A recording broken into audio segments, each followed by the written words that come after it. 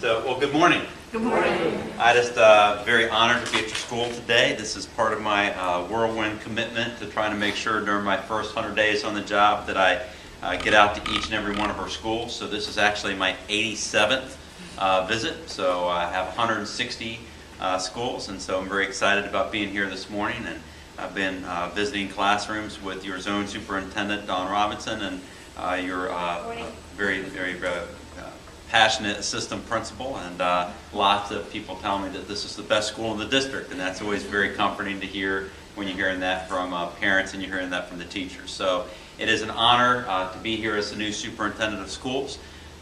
We are on a mission in the CMS school district to be about every child every day for a better tomorrow, and that means that we have to be very focused and diligent about every single one of our students, whether those students come to us far behind where they need to be on their educational journey, whether they're right where they need to be, or whether they come ahead. We have to serve every child, and we have to be absolutely focused about that. We have to be about every day, because every single instructional day that we have is important. It's relevant.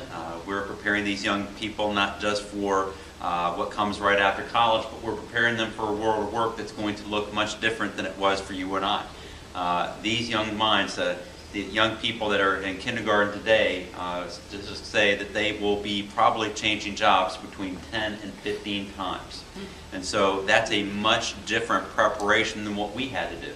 And so we have to be very focused on making sure every one of those days count, because not only will they have a lot of different jobs in their future, but they will be competing with jobs against students all over the world.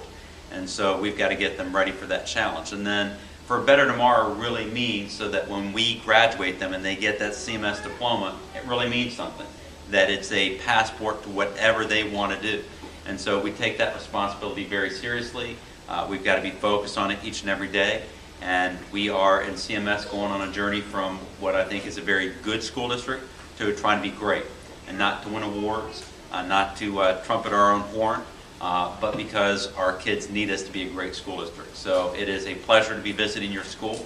I love to see principals doing exactly what your principal is doing here today, and that is to reach out to the entire community, forming connections, listening and learning, and a constant quest to make his school go from even better than it is to being that proverbial great. And so it's a pleasure to be here.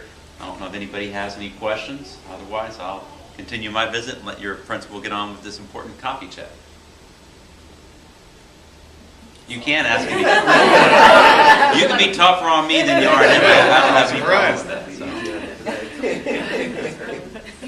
This is the honeymoon period. Yeah. Really? Well, I'll break the honeymoon. I had There you go. one concern I had. I didn't say a concern. I said a question. Okay, a question. Yes. As a parent, I really want to support the teachers, and I think that the teachers have a lot of stress.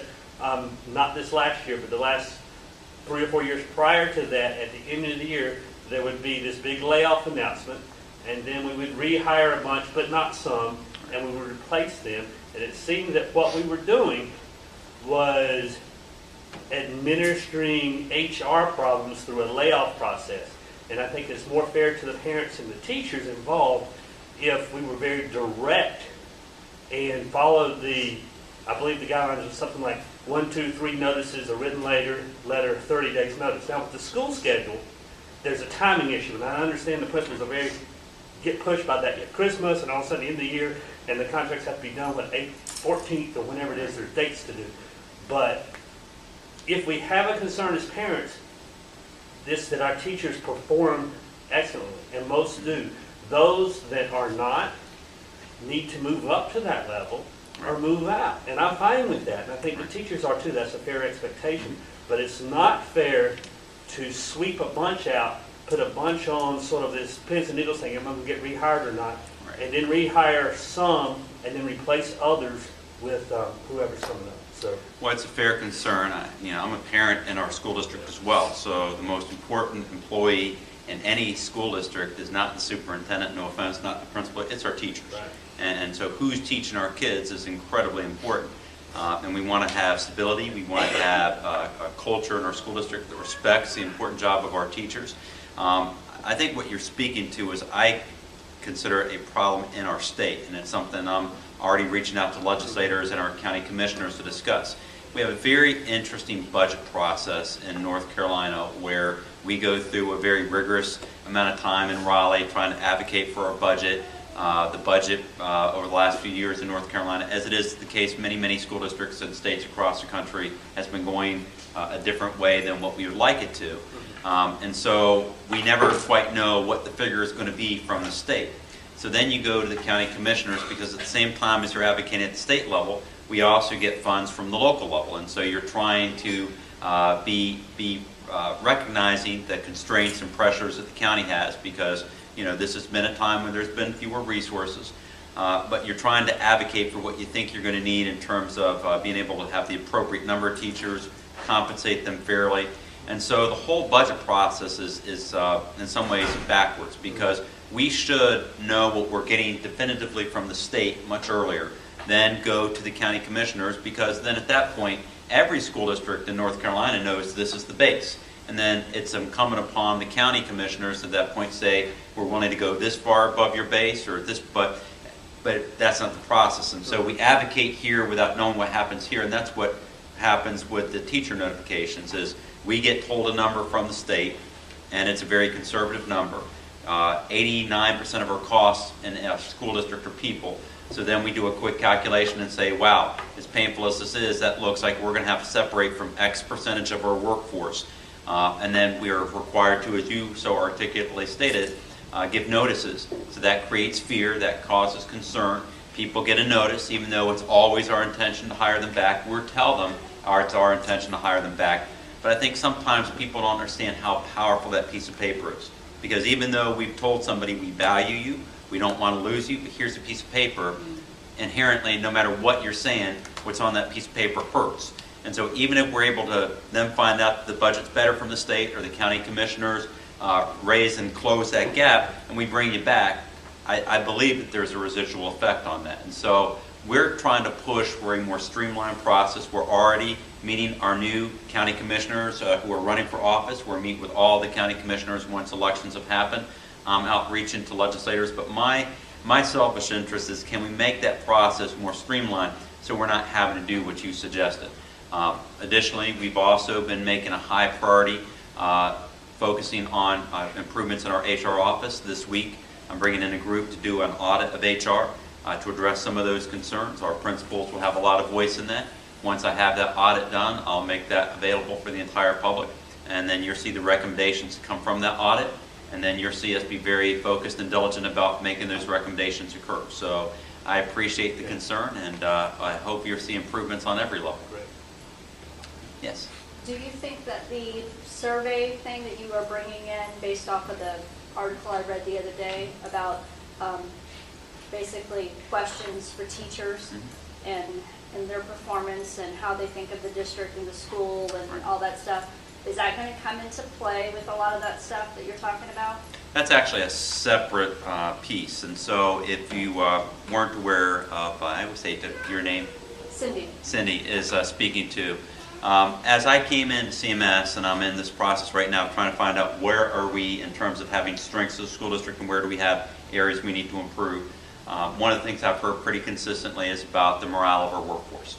And people say teacher morale, but it's really more than that. I just had a chance to meet some of your bus drivers and thank them for what they do. I got a chance to meet some of your instructional assistants. And so we have 18,000 plus employees, and so it's important that all of our employees feel motivated, that they're excited about working in CMS. And so if there are morale issues, we need to know. Now, what I'll lift up to you is I think there are morale issues for teachers and school employees all over the country. It's been a series of bad budgets where teachers have had more students, higher expectations, fewer resources, and either no pay increases or actually going backwards in their pay. And so it's been a very, very tough time for teachers all across the country. And so I think the New York Times a couple of months ago wrote an article about the teacher morale in the entire country is at the lowest it's been in 20 years. So I don't think it's necessarily a CMS specific issue, but what I want to do is to find out what is the level of morale and engagement in our school district. So we're bringing in a group called K-12 Insight. They've done this work before.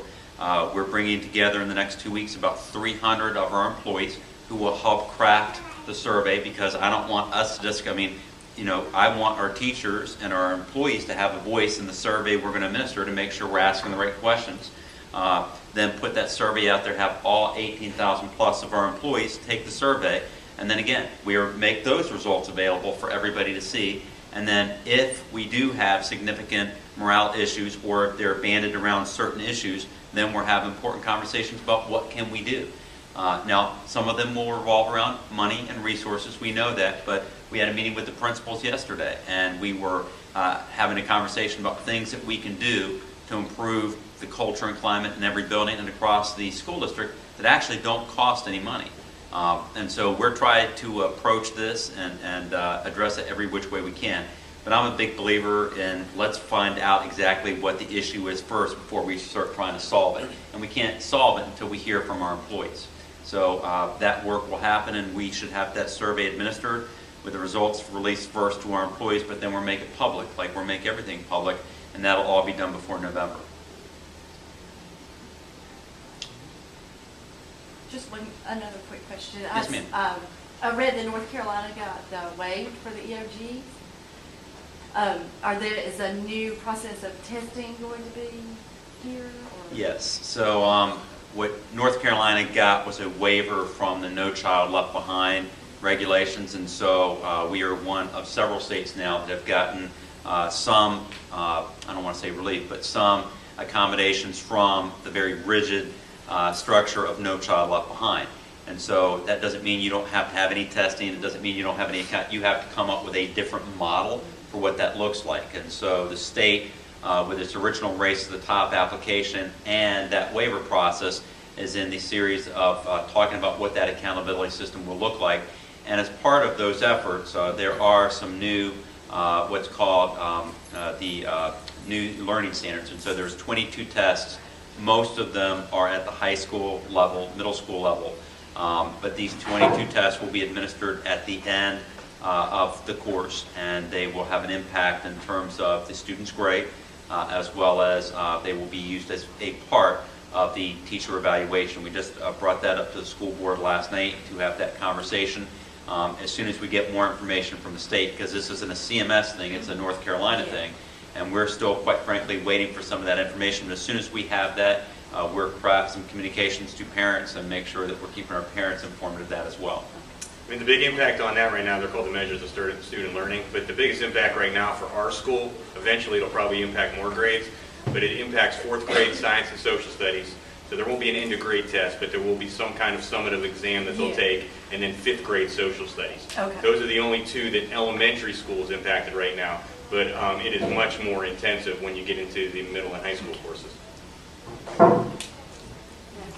You had a question? No. Just taking care of the hair. I do that all the time. It doesn't look as good as yours does. I don't know why. So I must not be doing it right. So. Well, again, I appreciate the fact that you are here. I love the fact that our principals reach out to parents in the way that they do, and the fact that a lot of times when I come into a school and someone says, oh, they're having a coffee with parents, you might see 5 or 6 parents.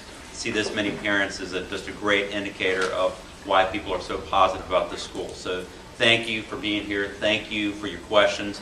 I'll look forward to serving you and serving your children and serving our schools. And I appreciate the opportunity to steal a couple of minutes of your meeting. So thank you very much. Thank you.